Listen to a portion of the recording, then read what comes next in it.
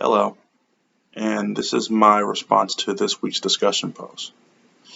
In response to question 1, the reason why using the Gen Ed teacher's plan is not a sufficient approach to effective co-teaching is because the Gen Ed teacher is usually the content expert. So they're planning for the whole entire class regardless of what accommodations that they need. That approach does not specify the kids who are in there with accommodations and goals that have to be observed in a 9-week span to see where they are compared to the mastery point that could be achieved had you've gone with the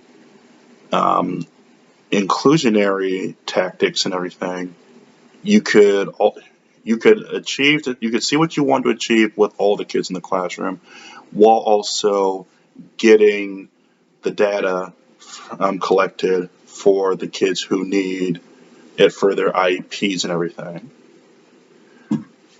We have to plan to incorporate all the students' goals and needs in the co-taught classroom.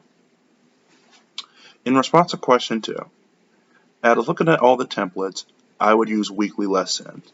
I find weekly lessons to be more helpful than using daily or monthly lessons, just because I get to plan for the whole entire week. It's a little bit tedious to go plan day after day after day rather than just have that whole entire week of what you plan to do.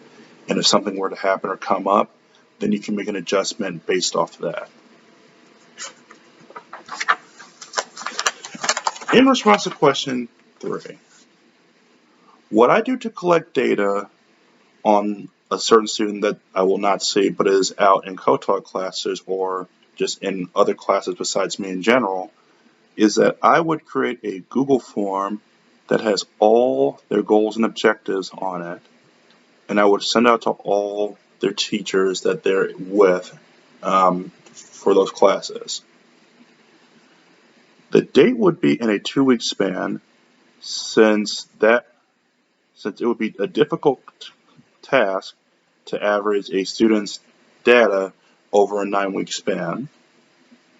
Also, I would leave a comment box in case the teachers are noticing another development, whether it's positive or negative, or they would like to leave a positive message of how they're doing in class. I will send out the Google Forms every 2 weeks in order to see what progress the student is making towards their goals. I feel like this is the easiest way to obtain data on these kids and to check to see how they're doing in class.